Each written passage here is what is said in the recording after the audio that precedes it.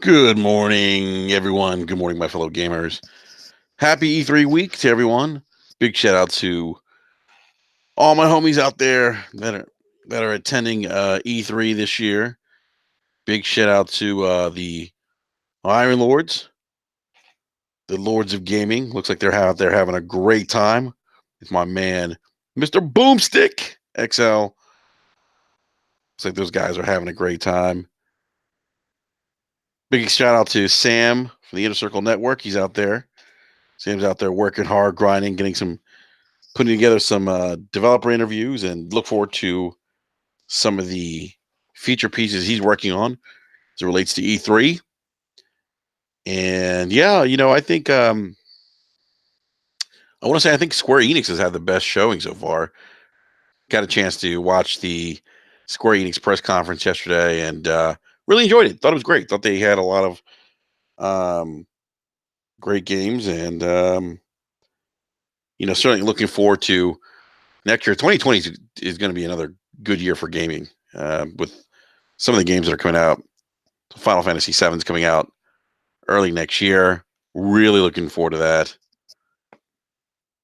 Avengers comes out next year as well. So just a lot of great stuff coming out for gamers. But anyhow, want to do a quick rant. I've had some time to kind of think about Microsoft's E3. And oh, by the way, Nintendo, for those of you who are interested in watching Nintendo's E3, Nintendo Direct, that goes live 12 p.m. Eastern Standard Time, 9 a.m. Pacific Standard Time. So, what's up to you, almighty Spartan God? Um, so that's today. So I'm looking forward to seeing what Nintendo has to show us. All right. So, Hazard Man says 8 out of 10 Xbox E3. Hazard Man, I disagree with you. I gave the show 6 out of 10. Didn't think it was that good. Thought there were some missed opportunities there, especially as it relates to xCloud and Halo Infinite and Gears 5. Gears 5 releases September. And there's no gameplay. It was a very now DR Mighty Spartan God, I don't agree with you. I wouldn't give it a 1 out of 10. But it certainly was not Microsoft's best showing in quite some time. I thought last year's conference was probably a little bit better. So, I've had time to kind of think about E3 and all the hype that led up to Microsoft's E3 press conference. Phil Spencer talking about, it's going to be the biggest show ever. 14 games from our first party studios, uh, and all the crazy rumors that were surrounding the Xbox press conference. We had Brad Sams tweet out that there'd be 3 new exclusives being shown. That didn't happen. Um, and I don't even know if 14 games were actually shown out of the 14 that Phil was talking about. I thought it was maybe 13. Anyhow, um, I've kind of was thinking about this quite a bit and said to myself, should Microsoft just kind of keep the lid on things? Should Phil really go out on Twitter and kind of pander to the Xbox fan base and get everyone hyped up? And I get it's marketing and everything, and he wants to get everyone hyped up. He's the hype man. I get that. But sometimes I feel like that does them more harm than good. And this leads into, what um this leads into my first topic. And we know Microsoft said to um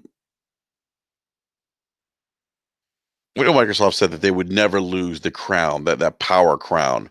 They would never be put out a console that is the least powerful of the 2 or 3 consoles that are out there right now. They've said that we're not going to give up the crown, the power crown. And I'm paraphrasing, but something to that effect. And now we have rumors circulating, and I've heard this prior to E3, but you take these things sometimes with a grain of salt.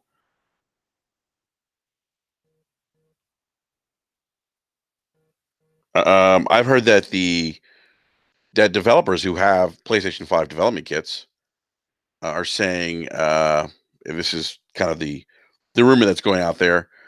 Um, they're saying that the PlayStation 5 is going to be the more powerful console.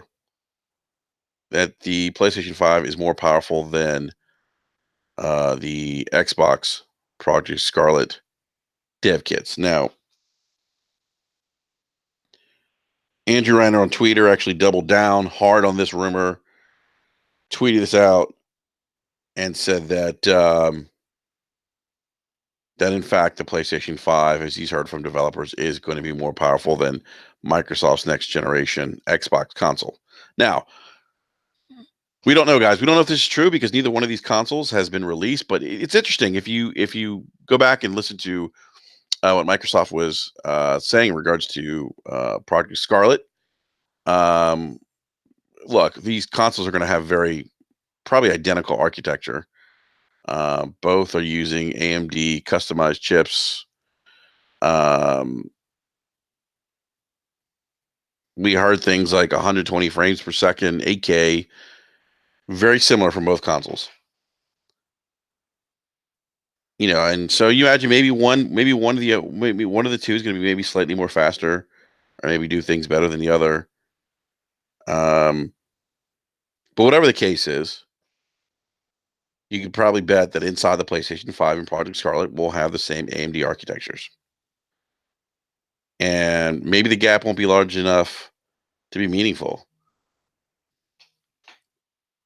But even that being said, if the PS5 is slightly more powerful, that is something that's still going to be discussed. Now, whether or not that additional power translates into better visuals or games that you can tell that are, um, much better, where you could see the difference in performance. Um, that's debatable. We don't know that. We haven't seen any of these newer games running on these platforms. Now, I will say this though: if the PS5 is slightly more powerful, then Microsoft has come out and said that they previously said that they would not lose.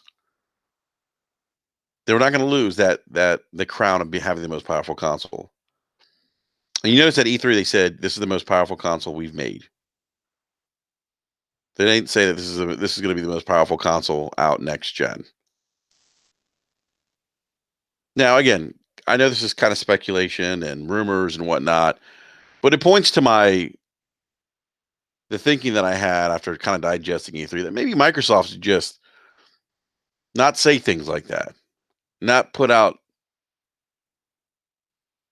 things like, "Hey, we'll never lose that power. We'll never lose that crown of power again. We're never gonna have the weakest console ever. We're not gonna lose that power narrative ever again." And it's like, why,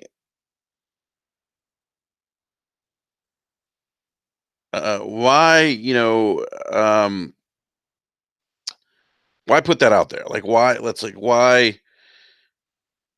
put that messaging out there? And then Sony comes in with a slightly more powerful PS5.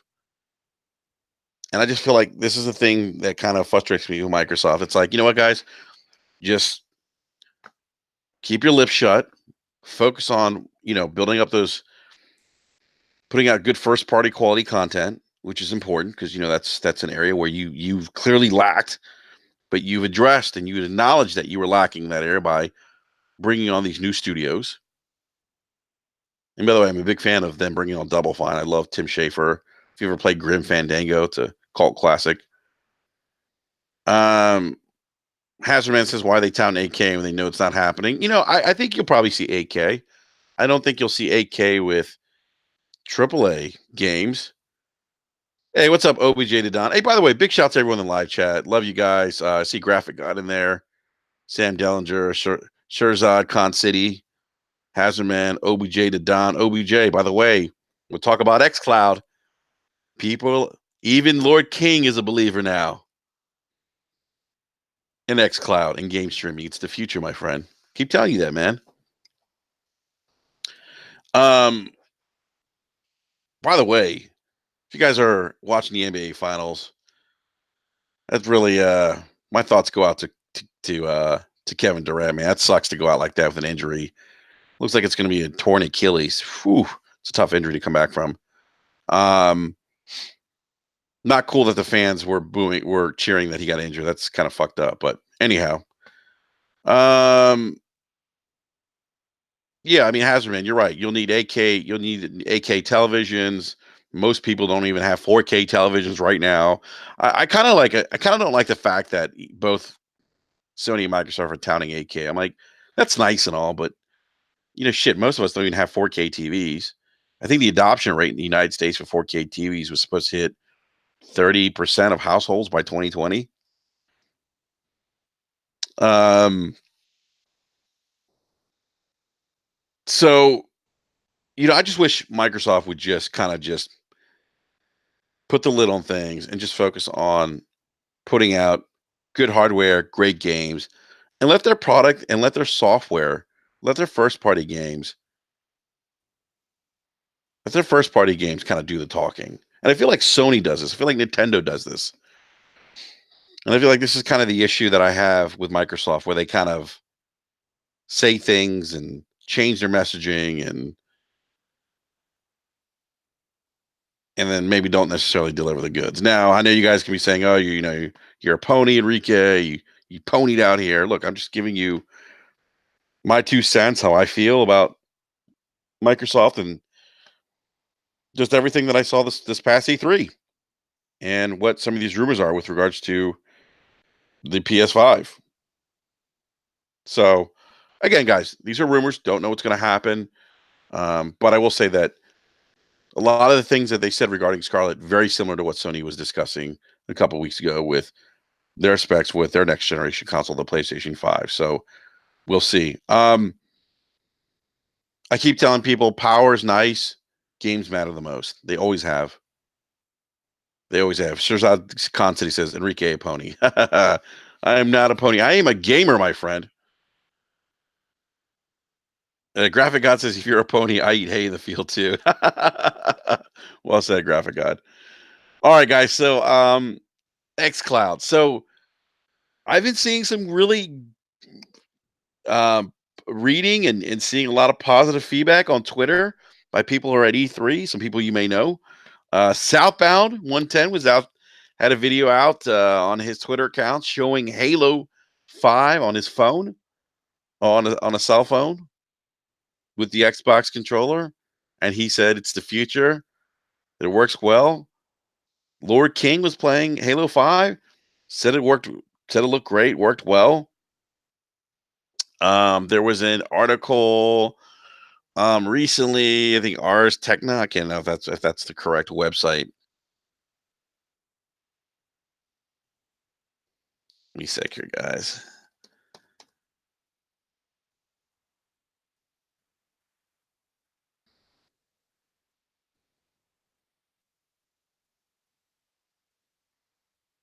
All right, I got to find this article. There was an article where they were saying that I think it was Ars. I can't pronounce the name of the damn website.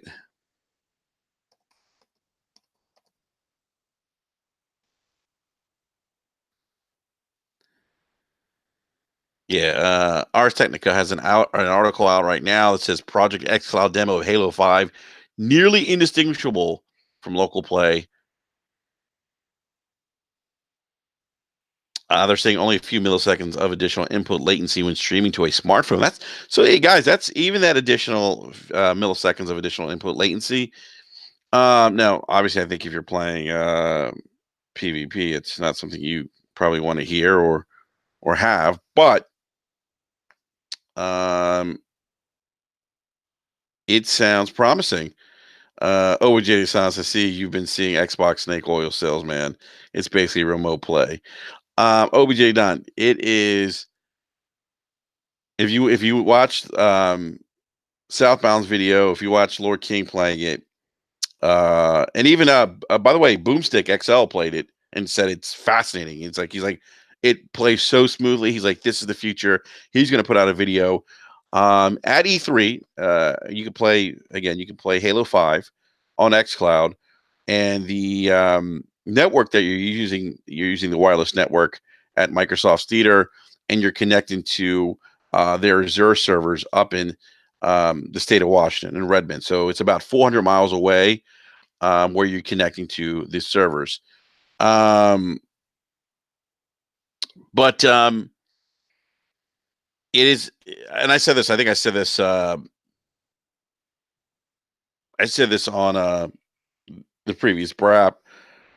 I said that, if string game streaming can be almost indistinguishable from local play, people might gravitate to it. Same thing with, and I use I use the example of, streaming 4K versus, watching 4K, on a 4K disc.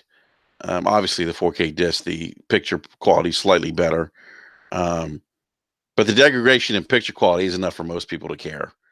Where they're going to be like, "Oh my god, I'm not going to watch, 4K streaming because it's not as good as on a disc." Some people will, video files will, but most people probably won't. And I said, if they can get to a point where the streaming is almost indistinguishable to playing it locally, this thing's going to take off. You guys probably think I'm crazy. Now, Ars Technica, they tried out Project xCloud using a Samsung Galaxy 8 S8 mounted to an Xbox One controller. So they don't even have the newer Galaxy.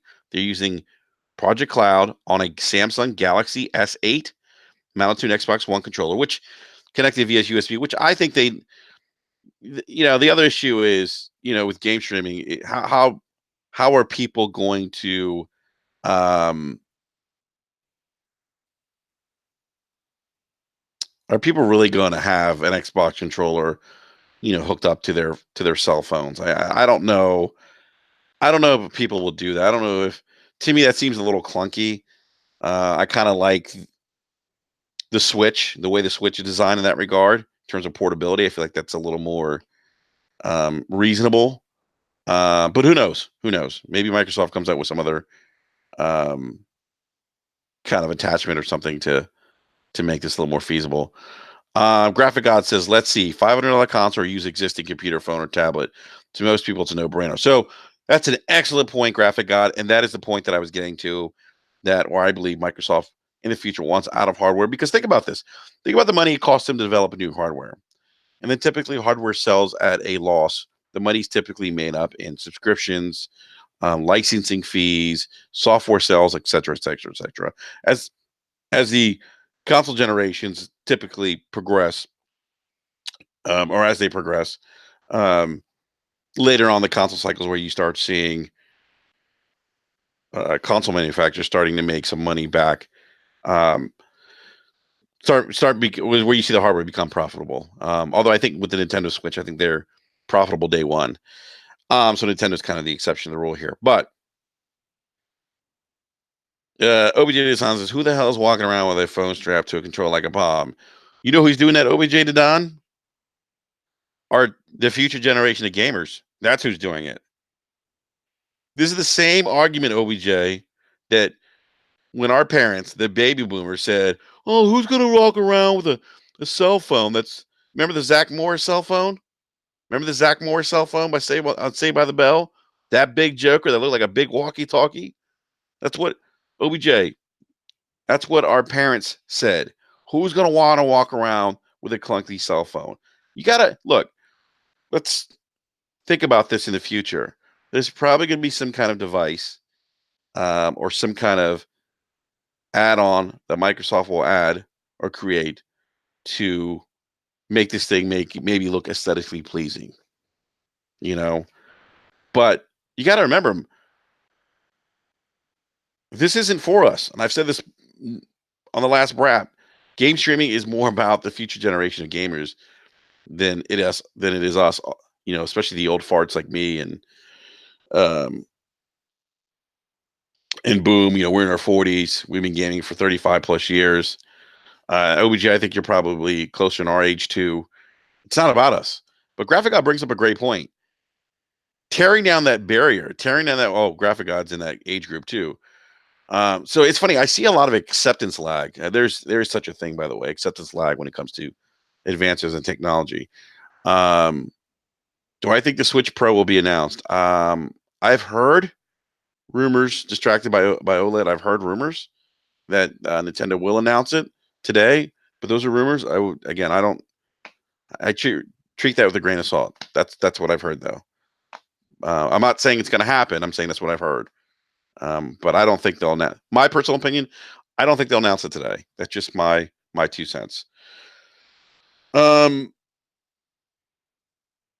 but Graphic God brings up a great point. Like, let's if you can tear down those barriers of a $500 entry point to gamers, well, why not? I mean, if people are if people at X or people at E3 right now who are demoing xCloud, and again, they're connecting to the routers. I'm sorry, they're connecting to the Azure servers in Seattle, Washington, about 400 miles from Los Angeles. Um,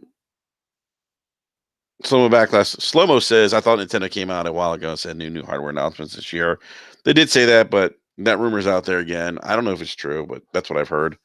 That's what I'm saying, Slow-mo. I don't think it's going to happen, but there's rumors out there. Um, so I don't. I think if it's working well right now, again, this is a controlled setting environment, um, and perhaps we need to look at xCloud on maybe a more realistic setting, maybe at someone's house. But whatever the case is, it seems to be working very well. I mean, people are saying that it's indistinguishable from playing on local hardware, and I think that is key to this experience. Um, and I do think that Microsoft does want to um, get out of hardware. I think I think the nice thing right now, and the one advantage that Microsoft has over, let's say, Google Stadia, is Google's gone, as Flomo likes to say, Google has gone full on Kojima with game streaming. Meaning they're not giving you any option to play games locally. They're just not. It is a streaming, 100% dedicated streaming service. Xbox is giving you the option of doing both.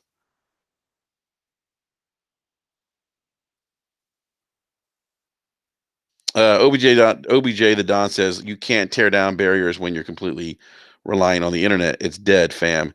OBJ, as a society, we're relying on the internet with all things. With all things. If your internet goes down right now and you want to play Destiny, OBJ, you ain't playing Destiny. If you want to access your digital catalog, OBJ, and the internet goes down, you can't access your online catalog, your digital catalog. If you are game sharing with someone and the internet goes down, you can't access your game catalog. So OBJ, we are past that point where gaming consoles and gamers are already relying on the internet anyway. And let's take something like cell phones, for example. Cell phones are relying on cell phone towers on a wireless network. If that goes down, we're screwed too. So there's already examples of how we're relying as a society on technology. We're past that point, OBJ. We're way past that point.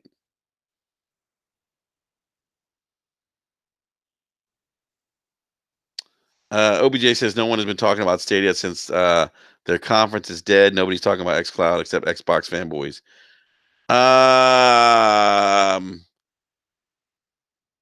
Look, Ars Technica is not a Xbox fan website, and OBJ they're already saying that it's indistinguishable. It's almost like playing on local hardware. OBJ says I put my disc in my PS4 and I play. Yeah, but you're connected. You're still connected to the internet. That disc, is just a really just a digital, just a license. That's all that is.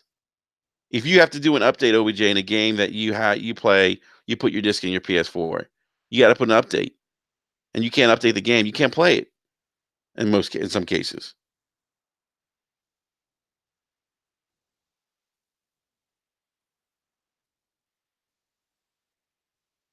This, by the way, this the conversation of going from local hardware to streaming is fascinating to me because you do have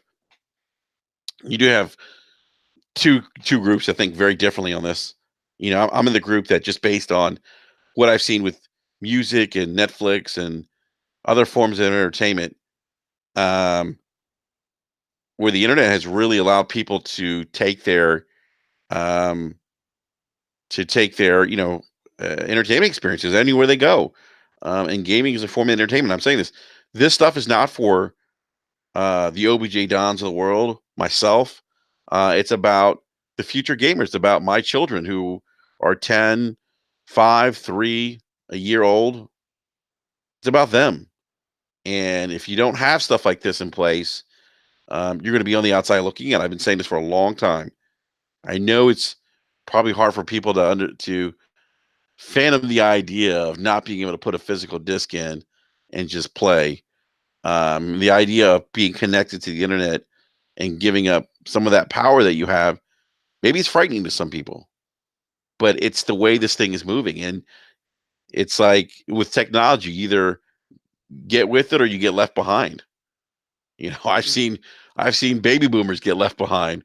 My parents are probably an example of that, as they struggle to understand how to use smartphones and the benefit of smartphones.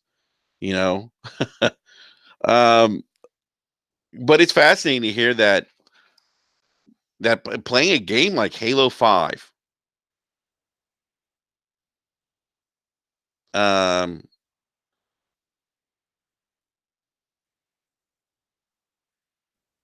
Mr. Kima says PlayStation fans should be happy seeing xCloud work flawlessly. Streaming service for PlayStation will be awesome in Azure.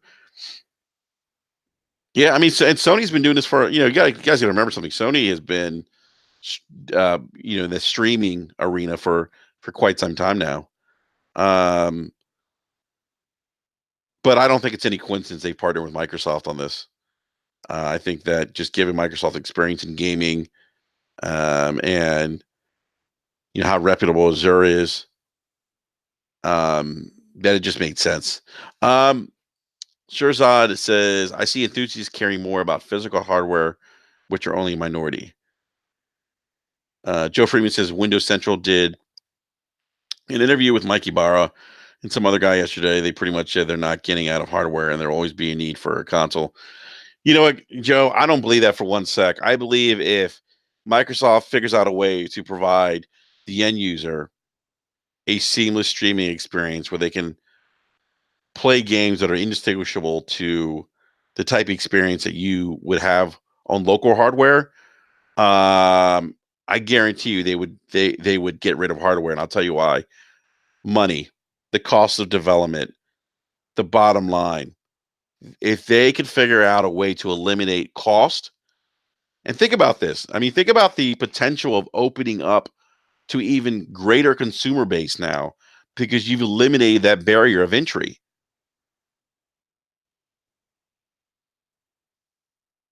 And not only have you eliminated a barrier of entry where you potentially increase your user base, you're now eliminating the cost and money of developing new hardware every 5 years. That's expensive. These companies pay a lot of money in R&D, and if they can eliminate that, you don't think they're going to do it? I don't believe a word Ibarra says. Think about this. Microsoft is going to say this because they still have hardware to sell right now.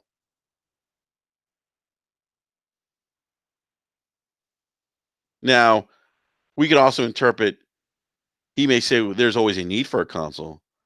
Well, what if the definition of a console changes, evolves over time? What if it becomes just a set top box, similar to like an Apple TV or Roku TV or Google Chromecast.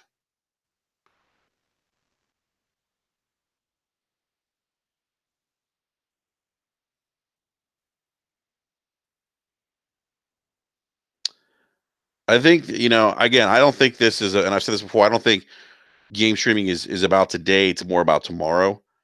It's the same thing. When I was an Xbox Live beta tester 18 years ago, people laughed at Microsoft for including an Ethernet port into the back of the original Xbox console. Because you got to remember that time, most people were still on 56K modems. There wasn't um, a high penetration of broadband internet, which at the time, you needed to have in order to have Xbox Live, you needed to have broadband internet. And people laughed at Microsoft. People said there's no way that people are going to subscribe to broadband internet. It's not available. But it wasn't about Xbox Live in 2002 wasn't about 2002 as it was much as it was much for the next generation, which was the 360. And you saw the benefit of Microsoft establishing a robust online service and how that allowed them to really become, the go-to place to play games like Call of Duty.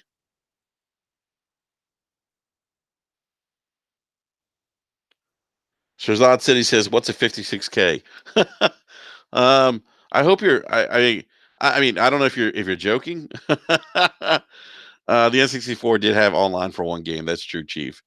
And PlayStation 2 did have uh, they had a attachable device that would allow you to do 56K or broadband, depending on whatever connection you had. But it wasn't.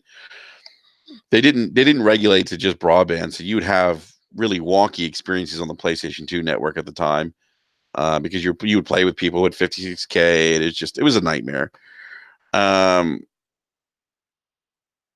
Dizzy says, "Oh my God, 56K in my area connected at sub 21K. Jesus." Um,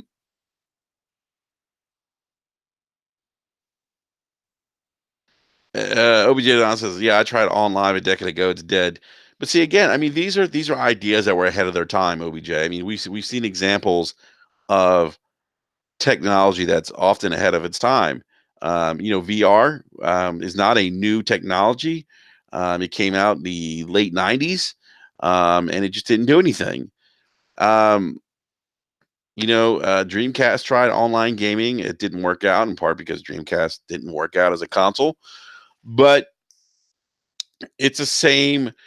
What I hear regarding regards to streaming. It sounds very familiar to what the naysayers used to say about Xbox Live and having an Ethernet port on the back of the Xbox console. Microsoft got a lot of criticism um, back in the day. iDizzy he is explaining 56K. Yes. He said 56K. Back when someone would pick up the phone and it would send you into panic mode. Honey, I think the phone is messed up. No, put it back. I was winning. That is true. If you were on 56K, and I would play Unreal Tournament on 56K on my PC at the time. If somebody picked up the phone, I was pissed. I was pissed. And often people would just get two phone lines, so you wouldn't have that. You wouldn't have that.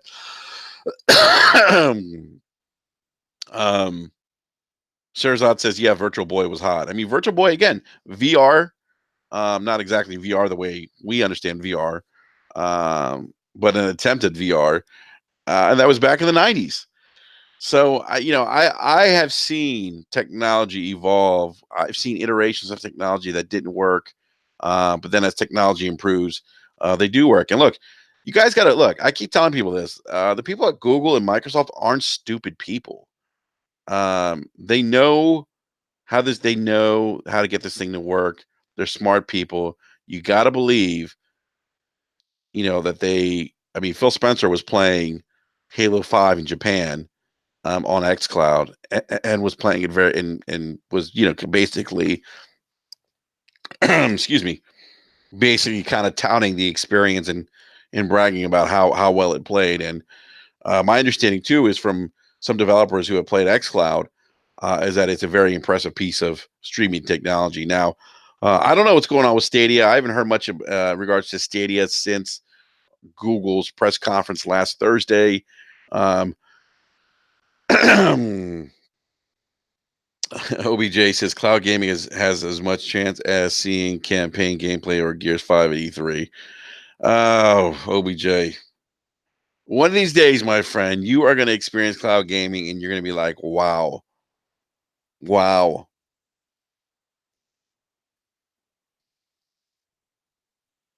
Distracted by OLED says, did the Master System have VR? I'm not sure. I'm not sure. I'm not sure if it did. So I do think, though, in the future, guys, and some of you guys may disagree with me. That's fine. But I do think Microsoft wants out of they want out of the hardware business. I think with things like xCloud, I think Game Pass is the future for them. I mean, if you didn't get that message that Game Pass is the platform they want to push forward, is the future for them, you may want to rewatch that conference because um, I'll say that they really push Game Pass hard, as they should. I'm glad they did, but Game Pass is their platform of the future. And so think about Game Pass and how it relates to xCloud. And there you have the future of Xbox. Hazard Man says OBJ is living in denial.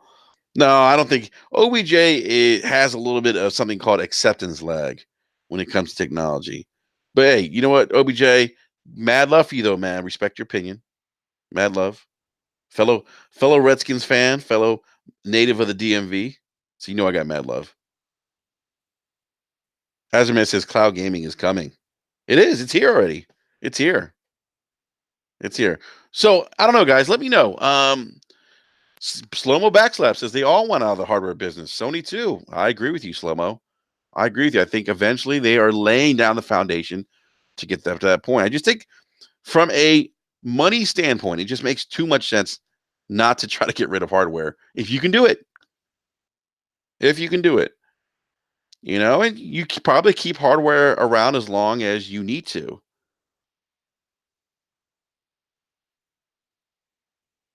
You probably keep it around as long as you need to.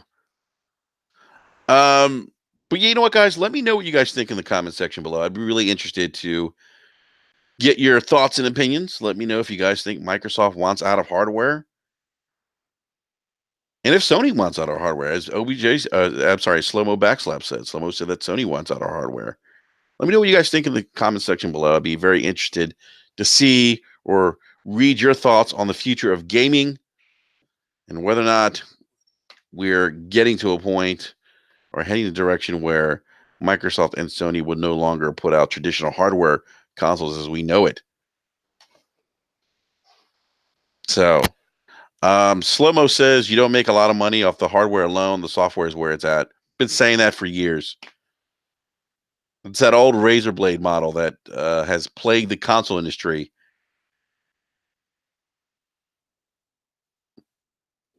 Hazardman says no way Sony wants out. PlayStation is Sony.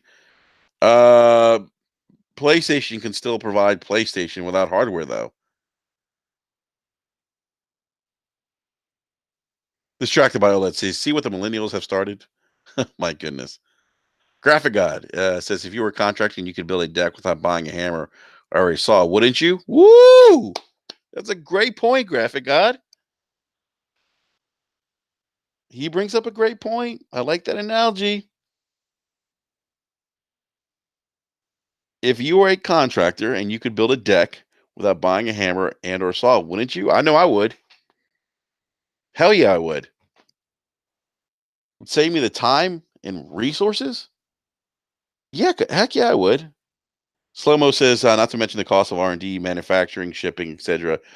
They would all love to do away with that and just focus on the games. That is an excellent point, Slow-mo. And I did bring that up earlier about the cost of R&D.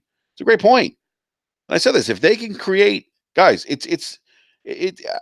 I often I don't even know why this is even a conversation or a debate, because if either one of you were head of Microsoft or the Xbox division and could save billions of dollars in R&D and could eliminate a cost barrier eventually for consumers, where you would generate potentially more consumers. And then on top of that, you could sell your subscription and then have your device on your platform on multiple devices, where again you're expanding your reach because consoles have limited reach. Think about that. Consoles, because of their price barrier, or price point, have limited reach. That's why you look at the pie of gaming. You look at the install base of PC gamers versus console gamers. It's about the same. I think it's like 30 million. No, I'm sorry, that's not right. Um, I think it's like 30% console and PC, and then the other 40 is like mobile gamers, something like that. Point is, there's more mobile gamers out there than there are console or PC gamers. That's my point. But that's because mobile's not limited by a price point, a price barrier. I mean, people have smartphones because they need it. People have tablets because they need it, and so these web applications are there on these tablets, and it makes it accessible to many more people. And I think that is where Shirzan said OBJ low key is a Google employee. Too funny.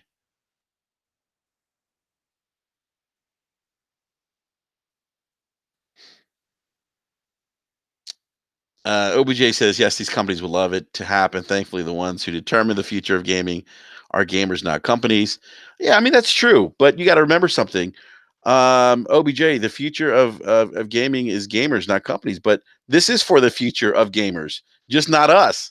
I go back to my kids. I mean, they're the Fortnite generation. OBJ, their expectation is that I can have and should have access to my gaming content wherever I go because that's how they're playing games. My 5-year-old comes down. You know what he does? He plays games on Comcast. He's does a voice command. He'll play some games on Comcast. He'll pick up the Nintendo Switch.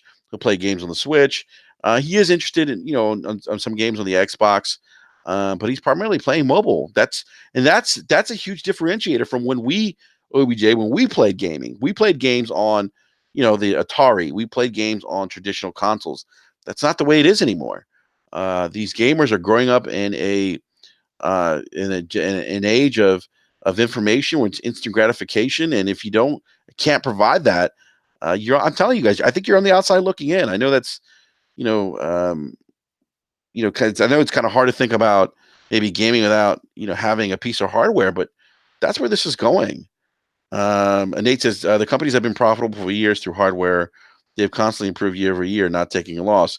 Um, that's true, Nate. But um, they do take a loss early on in the console cycle, and I think with the launch of the Xbox One X, I will say that Microsoft broke even. It's probably making a profit on now, but it's smaller profit margins. But then imagine this, Nate, if you could increase your profit margins tenfold by eliminating hardware and the research and development that goes into that, and the initial cost of manufacturing and shipping and whatnot. If you could get rid of that and eliminate that, and then you can open up your user base by eliminating that price point, that barrier of entry, and you could touch more people. Why not? Slomo says they won't do it until the performance difference is not existing. I agree with that, Slomo. I think that's why streaming isn't about today, but like Sean Layden said, you don't get to version 2 of something without doing version 1, and so we're at version 1 right now, and this thing is probably a couple years out. I do think that the well, my opinion, guys, on 5G, I think that 5G is going to have the same impact on streaming for video games as 4G LTE had streaming for um, for television and movie content and for things like Netflix.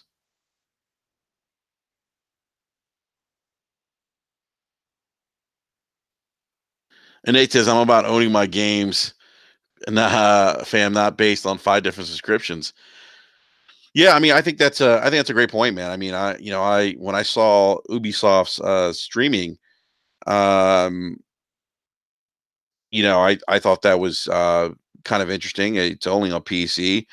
But you can still buy Ubisoft's games independently if you want. I mean, we don't know what the subscription services are going to be like, but look, man, if Microsoft keeps chugging along with Game Pass, Game Pass is a $10 a month, man, is a tremendous value.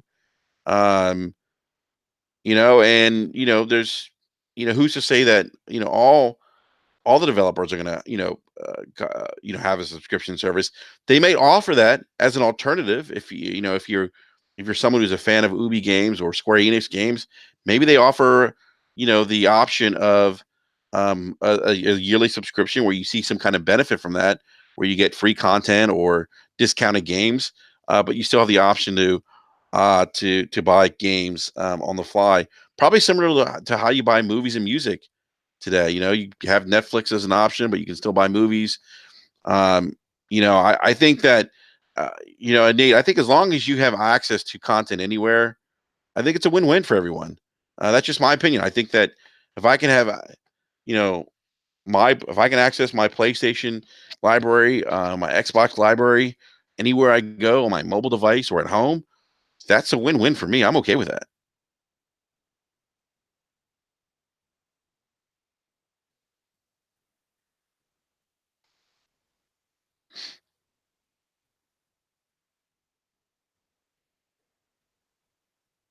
I distracted by says OLED.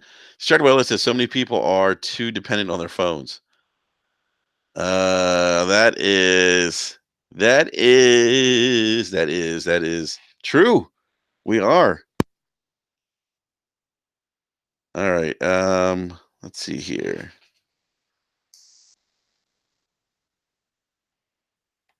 Going through these. By the way, great comments in the comment section right now in the live chat. Sorry guys, I'm trying to get through all these comments here because I'm telling you guys, there's this great conversation going on right now.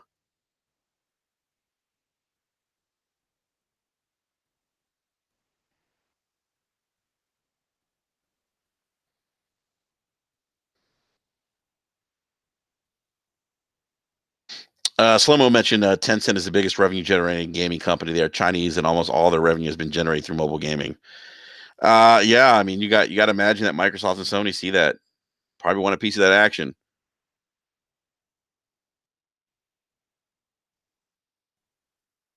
Graphic God says, "Who here is still upset they don't primarily buy physical music these days?" I mean, that's kind of my point, Graphic God. It's like it's interesting. Like, gamers are interested in, like, the whole Microsoft thing about DRM and all that. People were very upset about that, and I get in part because the messaging wasn't necessarily great for Microsoft, but they were buying all their music through iTunes or they had all their music in television shows on a digital device. It's interesting. Yeah, I mean, it's just, I think gamers are really funny, I think, in that regard. They want the latest and greatest, but I think sometimes they're a little bit reluctant to change. Um, Hazardman says Microsoft wants mobile money, then buy some damn mobile developers. Well, if you look, Minecraft is on mobile. They'll probably have some other games on mobile. They'll have their games on mobile. That's the thing. Look, people are playing Halo 5, a current generation Halo game, on a mobile device. As I mentioned, Ars Techna was playing Halo on a Samsung Galaxy S8. Now, again, guys, I will take some of the, as people are raving about their performance, I will say this: Microsoft, as far as Ars Techna, I think, and some other folks, I think Windows Central wrote an article too.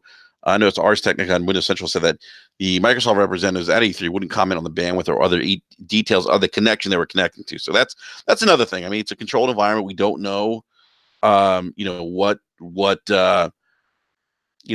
how the connection was running and whatnot, but Ars Technica saying playing Halo 5 on the setup felt very responsive to their fingers. It looked like he was running at 60 frames a second. Um,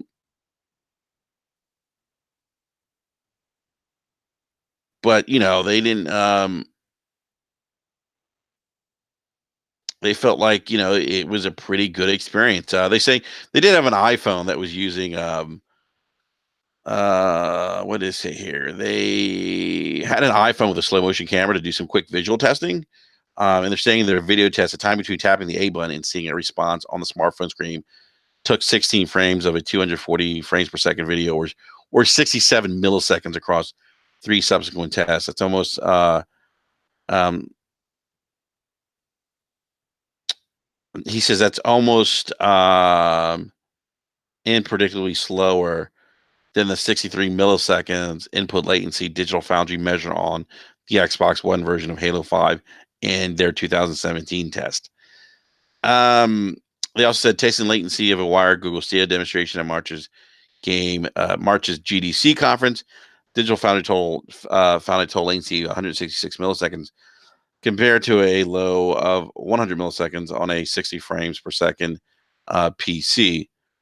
So, obviously, they're saying that they're going to hold off the final assessment until they can try xCloud at home on their home networks on a variety of different games too. So, but I mean, that's still pretty impressive, guys. I mean, the 67 milliseconds, and compared to what Digital Foundry found on Halo 5 at 63 milliseconds, that's it's pretty impressive.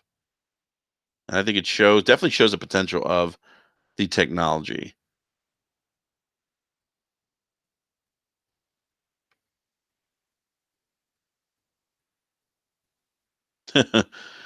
Distracted by OLED says, ever see people cross the street while video chatting on their phone, not paying traffic in their environment? Yeah, I've seen that. Oh my goodness. Desmond Towson, we do not partake in console wars here on BRAP, so there's no reason to call the PlayStation what you're referring to it as.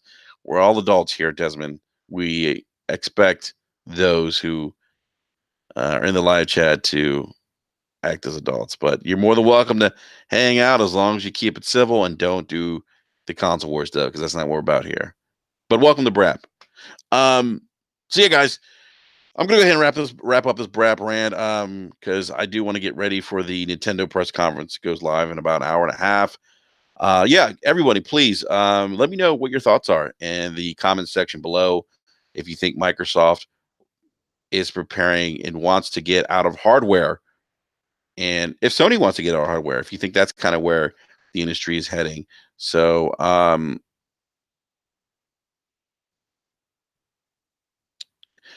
hey, yeah, big shout out to everyone in the live chat.